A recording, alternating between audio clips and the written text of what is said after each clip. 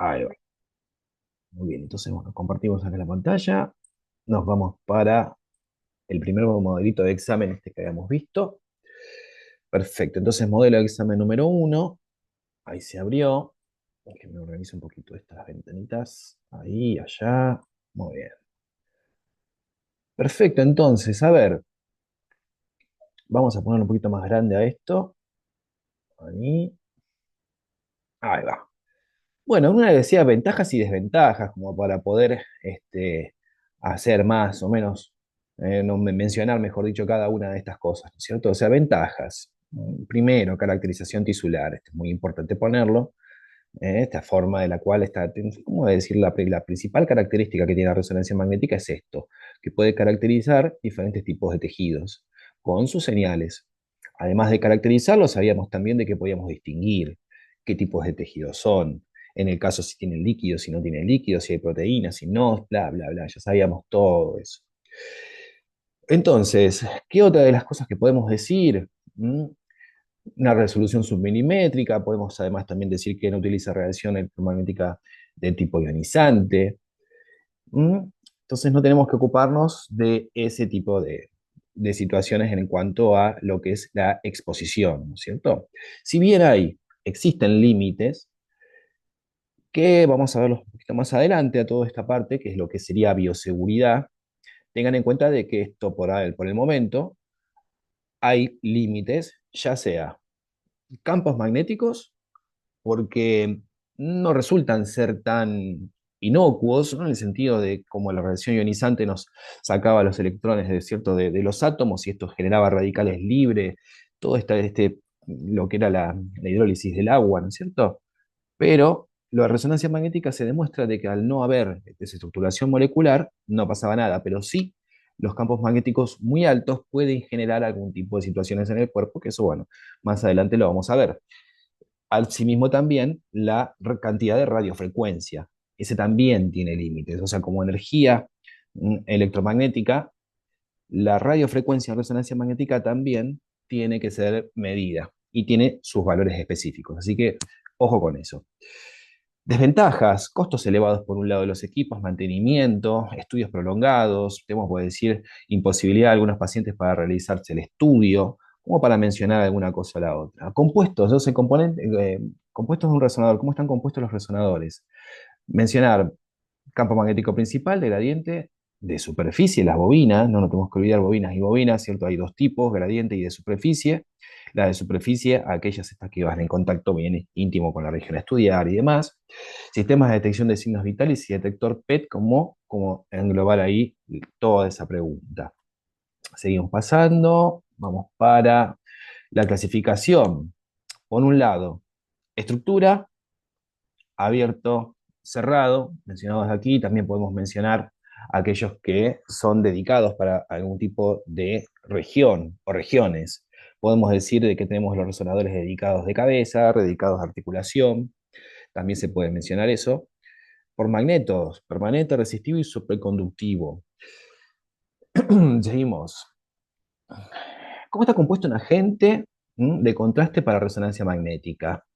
Lo que tenemos que decir, entonces, que hay un ion metálico, paramagnético, en el caso del gadolinio, y una molécula quelante. Con eso es suficiente como para poder desarrollar esa pregunta. Recuerden lo que era la molécula con su biodistribución, o sea, diseñada para que vaya a un lugar, se deposite en ese sitio y a su vez también el organismo pueda limpiarlo. Después, ¿para qué se utiliza la jaula de Faraday? Obtener, absorber ondas electromagnéticas del exterior mm, que no ingresen al recinto del resonador. No queremos ruido, ¿no es cierto? No queremos todas esas señales ahí adentro. ¿Qué núcleos pueden absorber energía de radiofrecuencia? Poseen electrones separados en sus orbitales, produciendo así cambios en su estado energético. Aquellos que tenían eh, estas cargas, como decíamos, teníamos en el caso que hemos descrito en el hidrógeno, que teníamos un protón ahí bien, bien chiquito en el centro y ese electrón ahí afuera, número impar. Entonces eso le confería un momento magnético muy fuerte, se puede magnetizar. tiene esta forma, tiene esta capacidad bajo un campo magnético externo potente, estos se alinean con el campo principal. Hay varios, recuerden que hay varios núcleos que poseen las mismas características, la resonancia magnética se basa en el hidrógeno, en el caso por ser el elemento más abundante que hay en el cuerpo, pero también podría ser de otros tipos de núcleos, hacen exactamente la misma función, se puede manipular sus momentos magnéticos. Después, la fuerza magnética es una magnitud, tres puntitos, vectorial. Podríamos sumar potencia o restar potencia magnética. ¿Para qué se utilizan las bobinas de gradientes? Para desestabilizar el campo magnético principal en forma ordenada y conocida. Era lo que venía de la mano con la codificación espacial de la señal. ¿Cuántos campos magnéticos intervienen en resonancia magnética? Tres. Vamos a decir, el principal, el de gradiente y el químico. Hay unos que también se mencionan los de radiofrecuencia como parte de comunicación, que sí, sí, es verdad. Están eso porque es su componente eléctrico y magnético, como cualquier otra onda, también tiene sus campos, ¿cierto? Pero el que nos va a interesar en este caso, vamos a tratar de comprender ese químico, lo que pasa ahí en los tejidos, bien, bien a lo chiquitito para después poder entender bien lo que es el espectro y a su vez también por qué tenemos una señal, o mejor dicho, podemos potenciar un T1 y podemos ver una hiperintensidad, o al revés, podemos decir también qué es lo que está pasando a ese nivel donde encontramos, por ejemplo, una lesión que hace que cambien cómo los hidrógenos se comportan. A eso nos vamos a referir. 10. ¿Qué reacciones adversas pueden ocurrir al inyectar contraste endovenoso? Reacciones adversas, podemos decir náuseas, vómitos, calor, cefalea, reacciones alérgicas cutáneas, algún tipo de esas menciones suficiente. ¿Qué más? Seguimos. ¿Qué dice el principio de inducción magnética de Faraday? Un cable conductor va con la influencia de un campo magnético variable, esta palabrita, variable, tiene que variar, tiene que haber vamos a decirle, tiene que haber algo, una fuerza, una energía, ya sea cinética, de movimiento, algo se tiene que mover, ya sean los conductores o sea el campo magnético, cualquiera de esas dos cosas tiene que moverse. Es el funcionamiento de un motor, recuerden que es algo que gira, es una espira que gira sobre un campo magnético. La intención, o sea, la física hace de que esa energía cinética, ese movimiento, se transmute en energía eléctrica. Entonces, corrientes inducidas en donde la energía cinética se transforma en corriente eléctrica. Seguimos pasando. ¿Cuál es el factor limitante de los magnetos resistivos? Vamos a decir la cantidad de energía que se induce sobre ese bobinado debido a las resistencias de los materiales. Suficiente con eso. Eso para entender lo que eran los circuitos y los electroimanes, hacer las diferencias entre lo que sería un resistivo, lo que sería un superconductivo, cuál es la característica de cada uno de ellos y además también qué nos limita la parte de los resistivos. ¿Qué es un electroimán? Es un artefacto que consiste en un bobinado de cable, núcleo ferromagnético, al cual se le induce una corriente eléctrica, generando así un campo magnético. ¿Qué materiales son fuertemente atraídos por un campo magnético? Son los ferromagnéticos. Si quieren poner ahí, directamente vayan y pongan el hierro, por ejemplo. Seguimos pasando. ¿Qué propiedades, mejor dicho, qué es la superconductividad? Es la propiedad de algunos materiales que a una temperatura crítica, la resistencia del material al paso de la corriente desaparece. Desde un punto crítico, esa resistencia que hay producto de cómo está configurado ese material desaparece. Los electrones pasan en forma fluida sin perder ningún tipo de energía, sin perderse la energía. ¿Cómo se interrumpe la superconductividad en un resonador cerrado? El quench. ¿Qué sería este quench, esta acción del quench, voluntaria o involuntaria? Esta forma de hacerlo voluntaria es accionando una válvula de escape en la cual hace que se aumente la temperatura del criógeno y por lo tanto ahí se cae el campo magnético. ¿Por qué se va a caer? Porque se pierde la superconductividad. La superconductividad la teníamos a una temperatura crítica, o sea, estable, por debajo de un punto.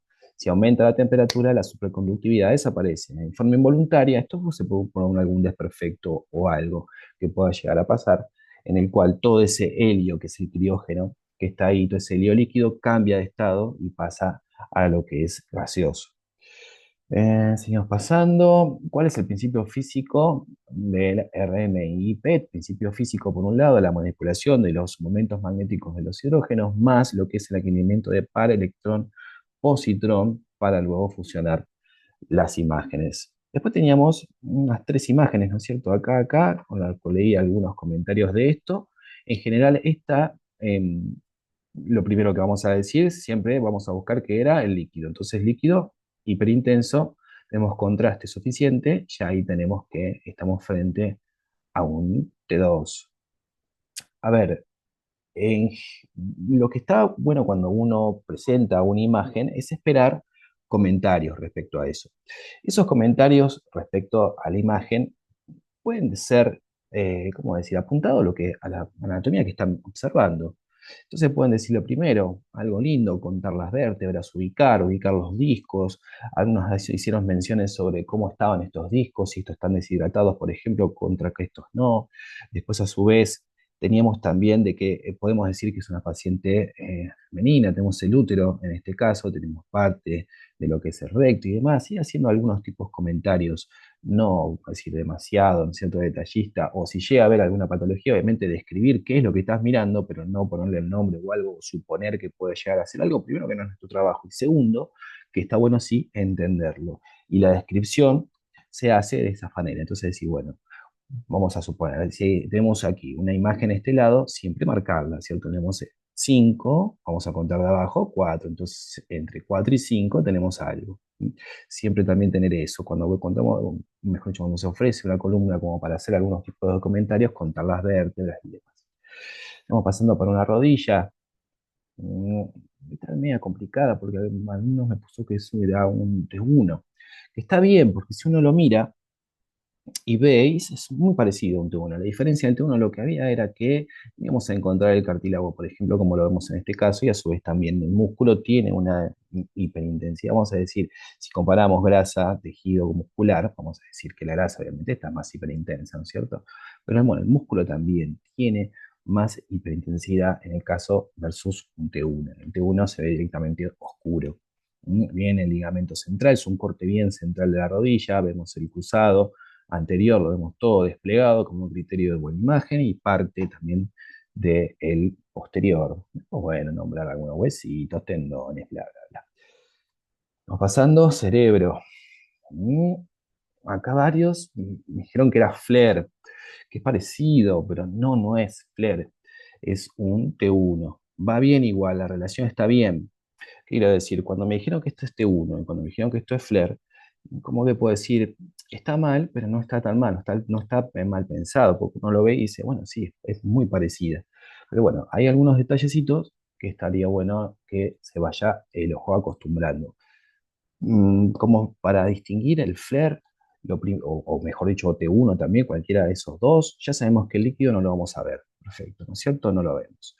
Al mismo tiempo también decimos, bueno, a ver, me confunde esto, ¿cómo podemos hacer? Entonces decimos, vamos a mirar siempre la sustancia blanca. La sustancia blanca, ¿cómo la vemos en este caso respecto a lo que es la sustancia gris cortical? La vemos hiperintensa respecto, obviamente, a la gris. Entonces, si la vemos hiperintensa a esta sustancia respecto a la otra, ya ahí vamos a saber de qué es un T1. Porque en el FLAIR va a pasar al revés. Porque como tiene esa inversión, ese pulso de inversión que va a saturar cosas, la grasa va a disminuir bastante más su señal. O sea, donde hay más grasa, va a haber una disminución de la señal. En el T1 pasa al revés. Como estamos potenciando justamente imágenes en T1, en donde los hidrógenos estos que están ahí dando vuelta emiten su señal mucho más rápido, producto de cómo están ordenados todo en este medio circundante, este espacio celular, hace de que los hidrógenos liberen la energía mucho más rápido. Entonces tenemos un aumento de la señal ahí.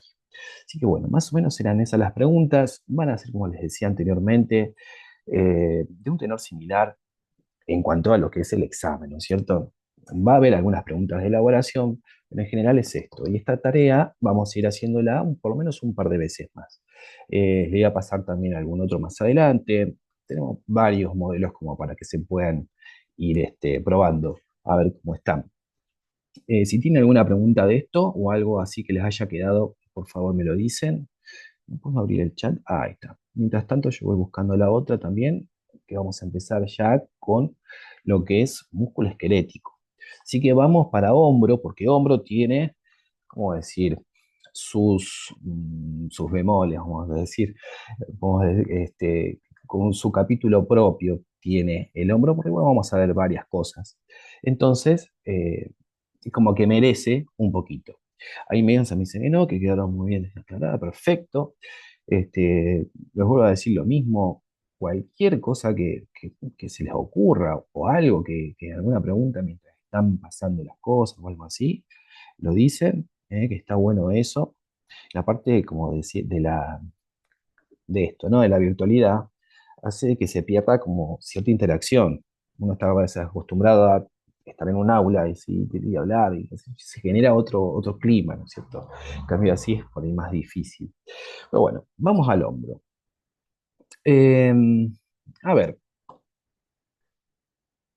¿por qué vamos a estudiar el hombro? En general, en este caso vamos a hablar primero de cómo lo vamos a programar a este hombro.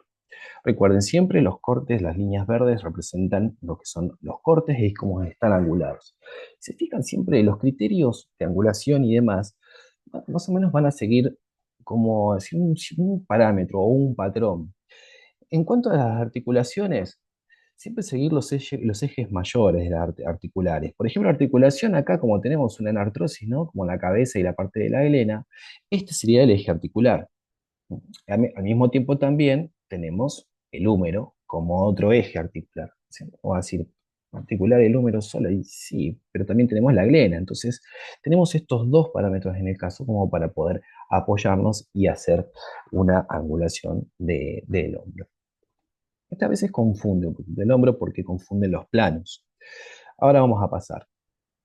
Observamos acá en la primera imagen, tenemos un axial de PFAT-SAT, ese está saturadito, y nos fijamos que, primero, el sagital. Este sería, ¿no?, un plano que es llamado sagital, como decirlo, sagital oblicuo, vamos a decirle también, porque está ciertamente oblicuado, ¿no es cierto? Y acá este otro, ¿cuál sería? Sería el coronal, porque si estamos viendo un axial, los otros dos planos que vamos a posicionar van a ser justamente el coronal y el sagital desde un axial. No vamos a poder nunca planificar un axial desde un axial. Entonces, fíjense, la articulación como nos da que los cortes, en el caso de los coronales, como vemos acá, siempre van a estar perpendiculares a lo que es la articulación, a la cabeza y a la glena. Y después nos vamos a fijar que en este plano, en el sagital, el coronal sigue la dirección del húmero.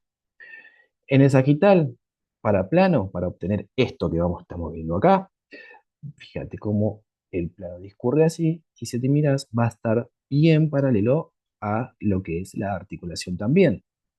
Y en este caso se va a corregir desde un coronal, siguiendo más o menos la misma angulación o lo que sería el eje del húmero, o también lo que te puedes apoyar es en la glena, cualquiera de las dos.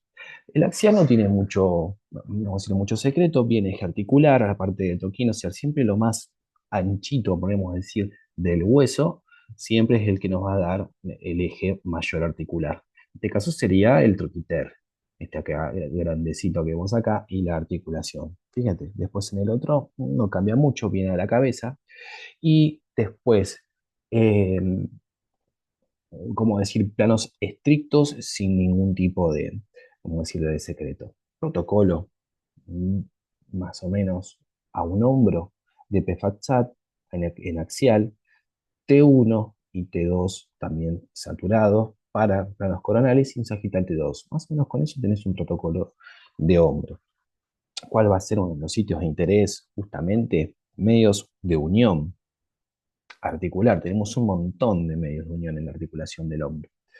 Y después, todo lo que serían los músculos del manguito rotador, que acá vemos partes de los músculos. Este es un músculo, por ejemplo, este es otro, fíjate ahí. Estos que son los tendones de los músculos, de los manguitos rotadores. Fíjate en el sagital cómo rodean a la cabeza. Cómo estos tendones lo que hacen es a sujetarse a la cabeza y la rodean. ¿Para qué? Para que justamente el hombro tenga toda esa amplitud de movimiento que tiene. Es la articulación que más amplitud de movimientos tiene el hombro. Entonces, claro, justo la parte que articula de huesos, a su vez también tiene una especie, vamos a decirlo, de adicional a esa articulación, que es esto negrito que ves acá. Esto por acá y esto por acá, esto se llama el labrum articular, que es una especie de anillo fibrocartilaginoso que lo que hace es envolver aún más la cabeza, junto con los músculos, también los tendones que se insertan, envuelven a toda la cabeza del húmero, ahí hace de que sea más estable, pero al mismo tiempo también hace de que sea asiento de patologías bastante severas, ni hablar de cuando estamos frente a una luxación de hombro, por ejemplo, es una lesión de tipo invalidante, una requieren cirugía. Entonces, bueno, vamos a hacer todo un recorrido sobre esto. A ver, primero, imagen, entonces coronal de uno, como vemos acá, tenemos suficiente control de este pez líquido. No, no es líquido, entonces por lo tanto, ahí tenés ya este uno. Entonces, el estudio del hombro por resonancia magnética, los músculos, es algo muy, muy importante. ¿Cómo vas a encontrar la hora de la solicitud? Vas a encontrar, por lo generalmente, vas a encontrar así, manguito rotador. Vas a encontrar dolor, manguito rotador, vas a encontrar algunos, te dan ya directamente a qué músculos están interesados, porque dependiendo de cómo el paciente refiere su dolor acorde a los movimientos que hace, cada uno de esos músculos están involucrados en algún tipo de amplitud de esos movimientos. El que más, vamos a decir, duele del hombro es este músculo que ves acá. Esto que te marco ahí, que este es el supraespinoso, que se inserta en las facetas del troquiter, que es este hueso que va, el hueso, no, es parte del hueso que ves acá. En esta faceta plana, y ahí, track, se inserta el hueso, el músculo, mejor dicho, fíjate, tenés tendón, tendón, tendón, y después ya músculo.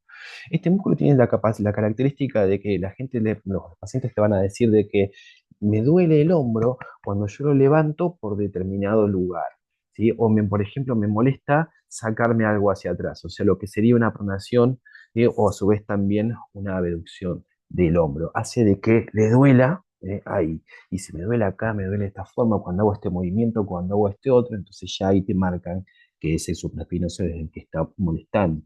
Pero bueno, tenemos cuatro músculos que van a formar lo que es el manguito rotador.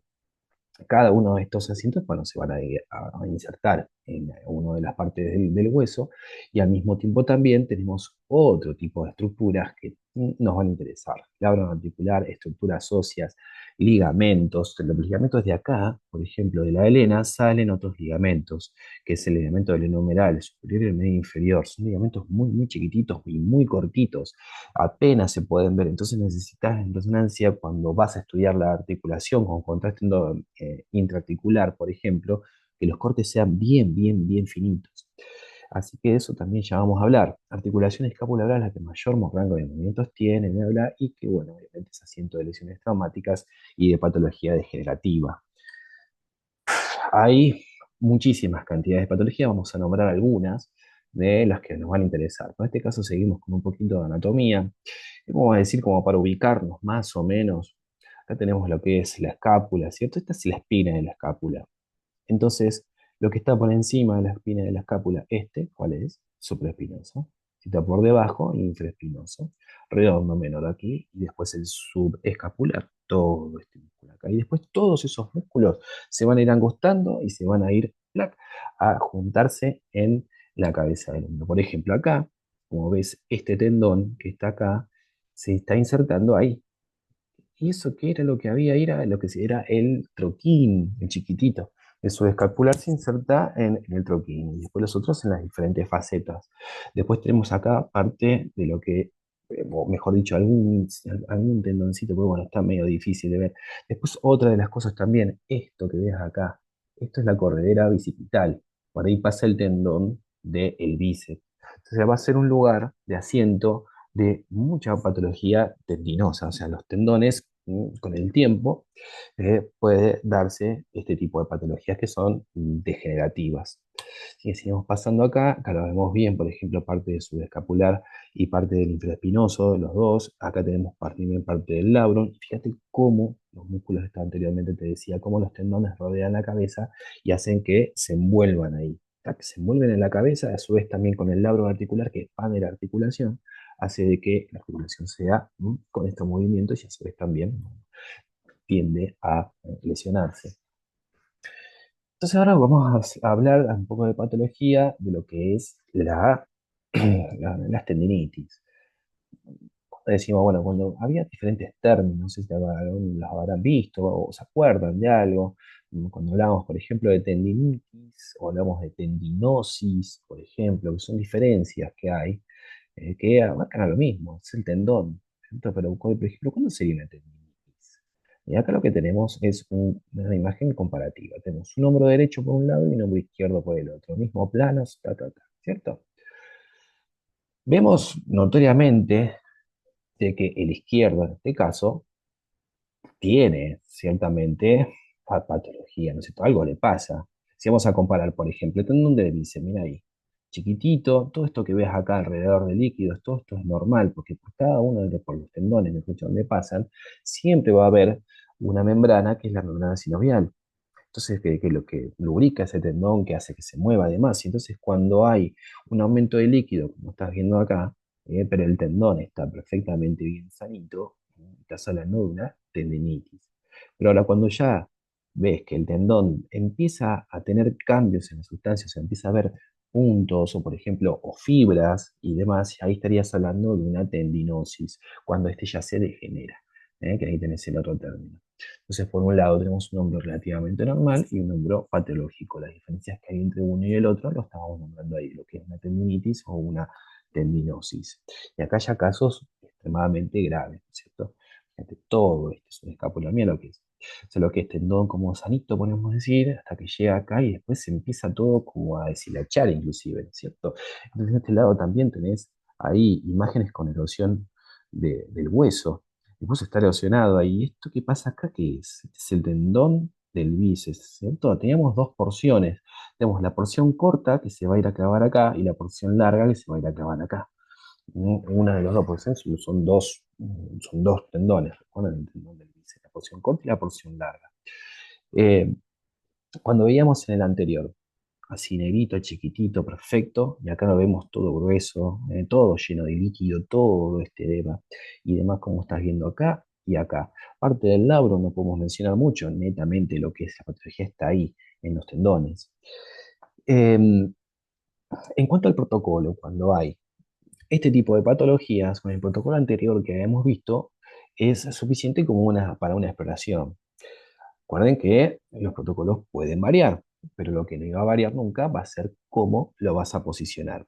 Tengo que comentarte también esto otro que vamos a encontrar, a ver, para lo que es el, lo que sería también el sagital, en este caso, puede pasar que te digan, mira, los sagitales en vez de ponerme los paralelos aquí a la articulación, quiero que me los pongas siguiendo la dirección del supraespinoso.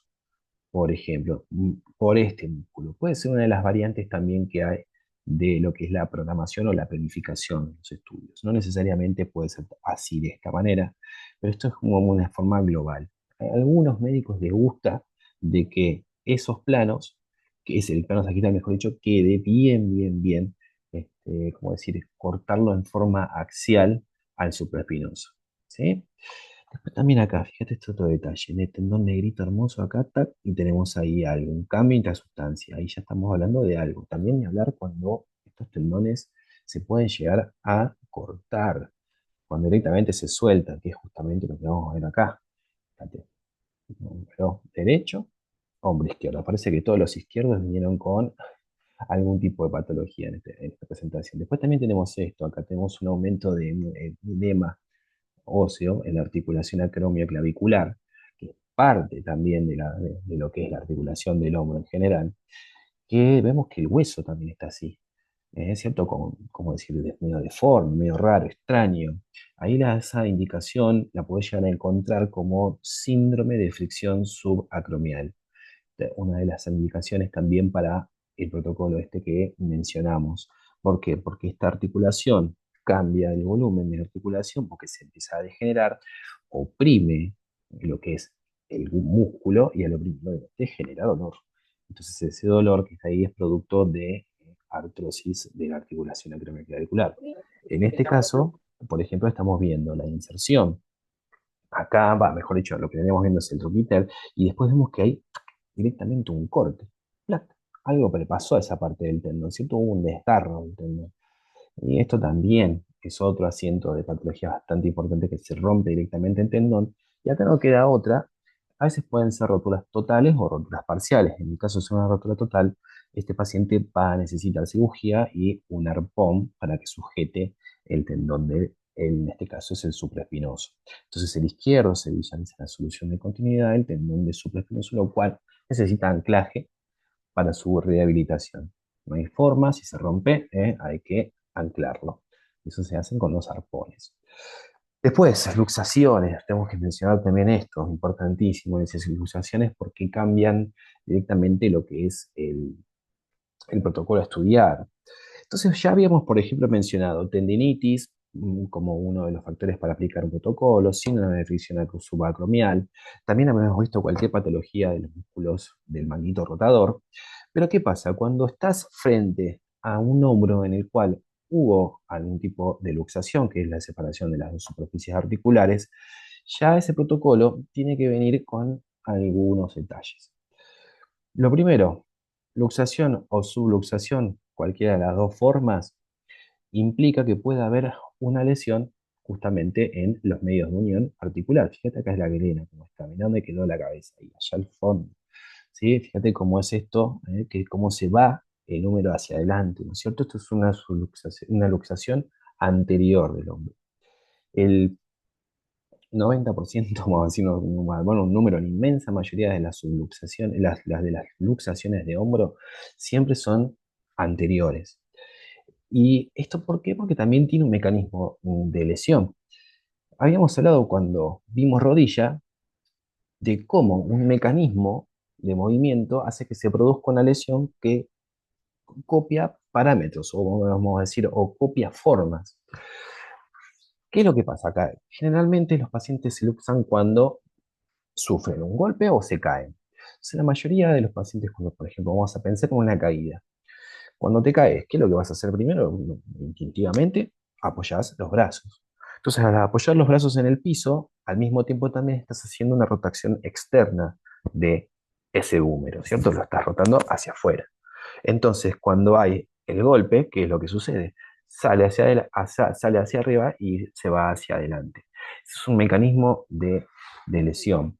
Cuando son luxaciones anteriores, por ejemplo, en lo cual la cabeza del hombro rota e impacta con lo que es la glena. Entonces terminas a veces habiendo fracturas de la glena o fracturas que son compuestas, que se fractura la glena y se fractura al mismo tiempo también el húmero. Así que vamos a ver las dos cosas.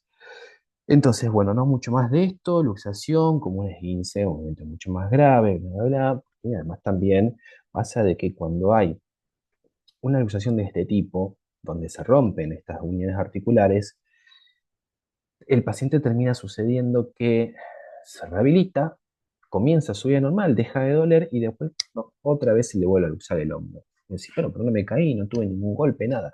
Está teniendo lo que son luxaciones recidivantes y por algún motivo, movimiento o lo que sea, hace de que obviamente vuelva otra vez a luxarse el hombro. Entonces, ese paciente sí o sí va a necesitar cirugía. Entonces, no hay forma, inestabilidad articular como la gran palabra clave para lo que viene. Cuando hay inestabilidad articular, tenemos que agregar al protocolo de hombro esta secuencia que estás mirando acá.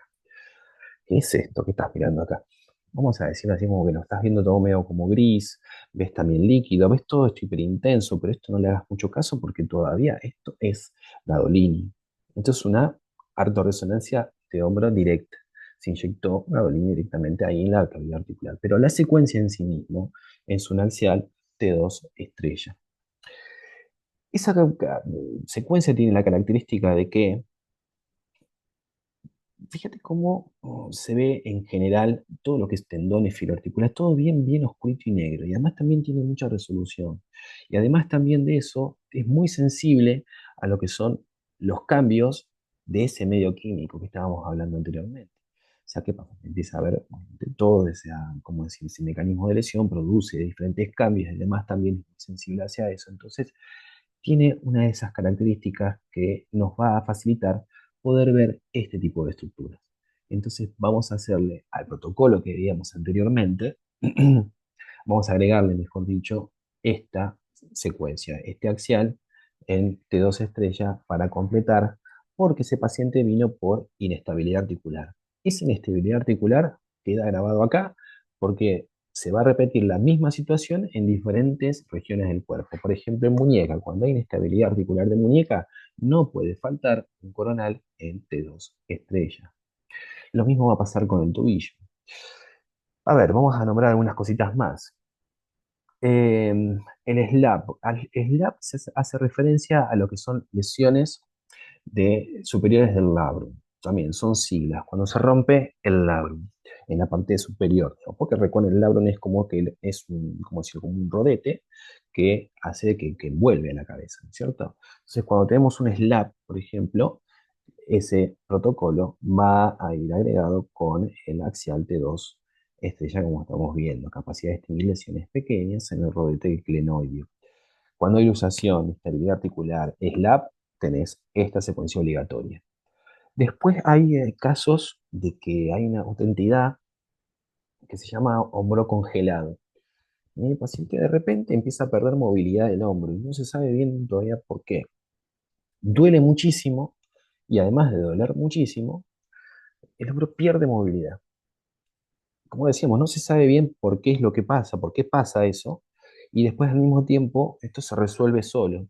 No, o sea, pasa el tiempo, y el paciente comienza otra vez a mover la articulación y bueno, y a estar, como decir, en forma normal.